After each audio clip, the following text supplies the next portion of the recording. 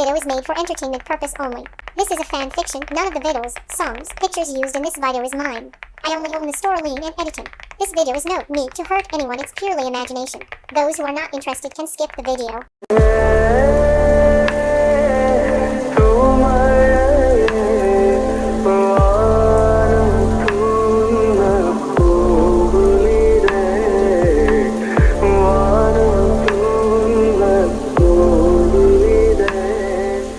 Food ready ആയിട്ടുണ്ട്. എല്ലാവരും ഇറങ്ങി താഴോട്ട് വായോ.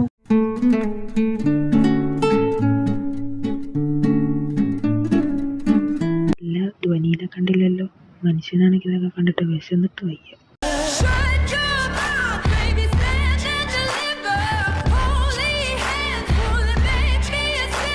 മോൾക്ക് നല്ല തലവേദനയാന്ന് പറഞ്ഞു. നാളെ പിന്നെ വന്ന് കഴിച്ചോളാന്ന്. അവരിത്രയും ദൂരം ട്രാവൽ ചെയ്ത് വന്നേല്ലേ, ക്ഷീണം കാണും. നിങ്ങൾ കഴിച്ചു തുടങ്ങിക്കോ, ഞാൻ പോയി അവളെയും കൂട്ടിക്കൊണ്ടുവരാം.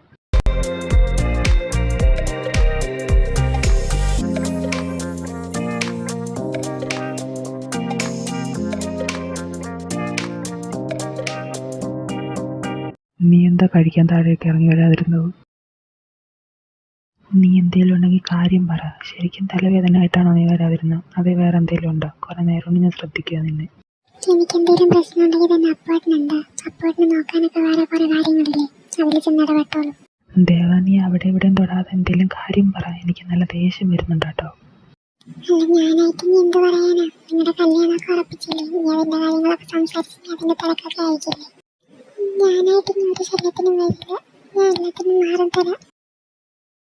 അല്ല, ധ്വനീനെ വിളിക്കാൻ പോയി നകുലിനെ കാണാനില്ലല്ലോ. ഇനി അവരെ വിളിക്കാൻ വേറെ ആരെങ്കിലും പോകേണ്ടി വരുമോ? അവരെ ഞാൻ പോയി വിളിച്ചോണ്ട് വരാം. എന്റെ ദേവ, നീ ഇതെന്ത് പൊട്ടത്തരൊക്കെ വിളിച്ചു പറയണേ? പൊട്ടത്തരൊന്നുമല്ല. നീല അപ്പോട്ടിന് സംസാരിക്കണം ഞാൻ കേട്ടതാ. ഇനി അതിലെന്തേലും പറയാനുണ്ടോ? ഒന്ന് ദേവ, അപ്പൊ അങ്ങനെ പറയാൻ പറ്റുള്ളായിരുന്നു. അവളടുത്ത് കാര്യം പറഞ്ഞ് നമുക്ക് പയ്യെ മനസ്സിലാക്കാം. അതിനു മുമ്പ് നമ്മുടെ കാര്യം വീട്ടിൽ അവതരിപ്പിക്കണം. അല്ലാതെ ഇങ്ങനെ കൊണ്ടുപോയി ശരിയാവത്തില്ല. അപ്പോട്ടിനറിയാലോ, അപ്പോട്ടിനില്ലാതെ എനിക്ക് നിമിഷം പോലും ജീവിക്കാൻ പറ്റില്ലെന്ന്. അപ്പോട്ടിന്റെ കല്യാണക്കാരെന്നുള്ള പറഞ്ഞു. പിന്നെ ഇതും കൂടെ കിട്ടപ്പോ എനിക്ക് മൊത്തത്തിൽ എന്നെ കൈവിട്ട് പോയ അവസ്ഥ എനിക്കറിയില്ല. അന്നും ഇന്നും ഇനി മരണം വരെ നകുലിന്റെ ജീവിതത്തിൽ ഒരു പെണ്ണുണ്ടെങ്കിൽ അതെന്റെ ദേവ മാത്രമായിരിക്കും. പോരെ? നീയൊക്കെ ഒന്നിച്ച് നേരിട്ടൊന്ന് കാണണം. അതിന് നില മരിക്കണം. അപ്പോട്ടെ, എന്ത് വന്നാലും തനിച്ചേക്ക് പോവല്ലേ. ഞാൻ എന്റെ ദേവീനെ വിട്ട് എങ്ങും പോവില്ല. പോരെ?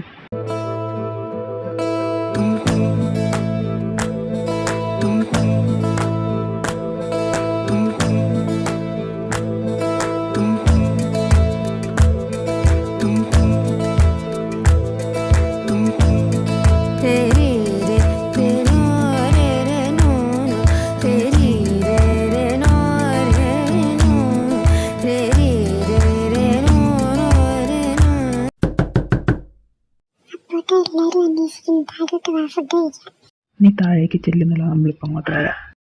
ഇനി എൻ്റെ പെണ്ണിന് എന്തെങ്കിലും പരാതി ഉണ്ടെങ്കിൽ പറഞ്ഞേക്കണേ. അതെ, അവര് വന്നല്ലോ. നീ നമുക്ക് കഴിച്ചു തുടങ്ങാം.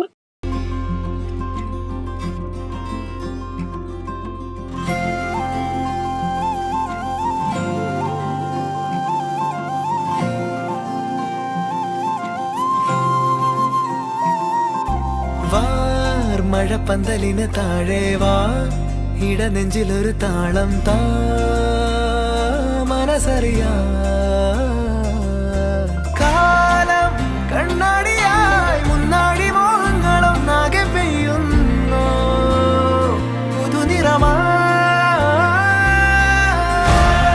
നീ തെന്നി തെന്നി ഒഴുകവേ, കുളിരുള്ളിനുള്ളിൽ നിറയവേ, ഒന്നാവാൻ തോന്നുകയോ?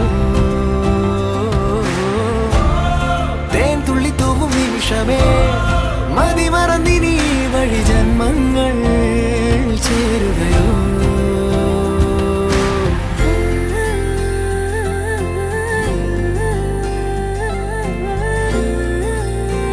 ഹലോ ഗായ്സ്, എനിക്ക് അകത്തേക്ക് വരാമോ?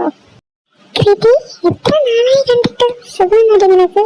അല്ലെന്നുള്ള കൂട്ടായി വന്നിട്ട് നമ്മളെയൊന്നും പരിചയപ്പെടുത്തി കൊടുക്കുന്നില്ലേ നീ? പൊന്നപ്പോട്ടായി ഇവിടെയുള്ള എല്ലാവരെയും എനിക്ക് നല്ലപോലെ അറിയാം. മാത്രമല്ല, ഇന്നലെ ഇവിടെ വിരുന്ന് വന്നവരെ പോലും ഇവള് പറഞ്ഞ് എനിക്ക് വലിയ പിള്ള തെറ്റാതെ അറിയാം.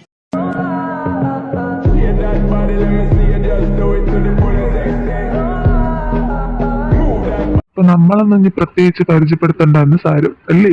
ഞാൻ എണീക്കുവാണ്, എനിക്ക് നല്ല തലവേദന, ഒന്ന് കിടക്കണം. അല്ല ദേവയ്ക്ക് ഇതെന്താ പറ്റിയേ? രാവിലെ മുതൽ ഒന്നിനൊരു ഉഷാറും ഇല്ല, തലവേദന എന്നും പറഞ്ഞിരിക്കുന്ന.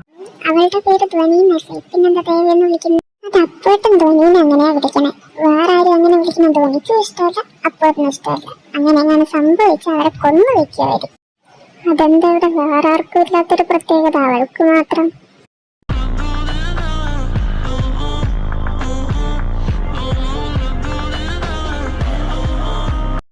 ഇവള് വന്ന് കയറി ഉടനെ അപ്പൂന്റെ കൈക്ക് പണി ഉണ്ടാക്കുമെന്നാ തോന്നണേ.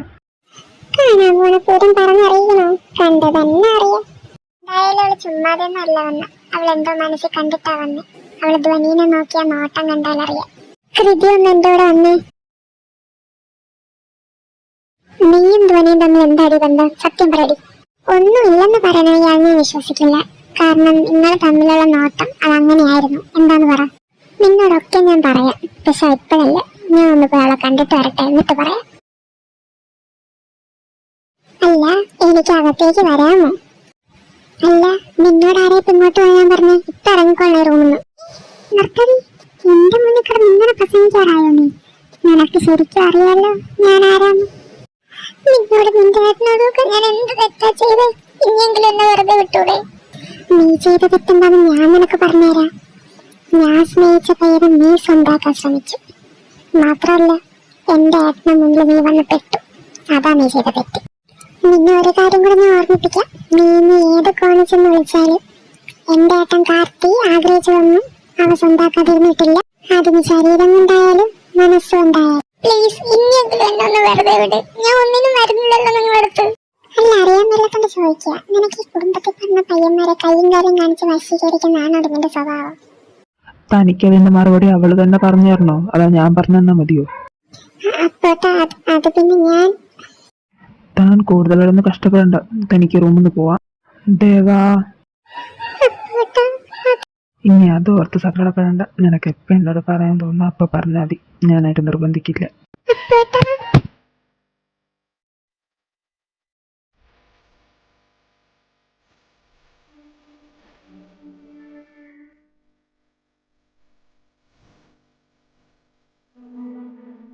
പിന്നെ ആരെയും വന്ന് ഇന്നാളെ ഡയലോഗ് അടിച്ച തിരിച്ചു പറയേണ്ടത് തിരിച്ചു പറയാൻ തന്നെ വേണം. എന്താ മോളെ ഇങ്ങനെ ആലോചിച്ചിരിക്കണേ? എന്തോറ്റി? അതൊക്കെ അവിടെ നിൽക്കട്ടെ. നീ എന്നോട് പറയാൻ പറഞ്ഞ കാര്യം എന്താ? അതാദ്യം പറ. നിനക്കറിയേണ്ടത് ഞാനും ധ്വനിയും തമ്മിലുള്ള ബന്ധമല്ലേ? പക്ഷേ നിനക്ക് അപ്പോട്ട് ഇവിടെ നിന്ന് പോയപ്പോ തൊട്ടുള്ള കഥ ഞാൻ പറഞ്ഞുതരാം.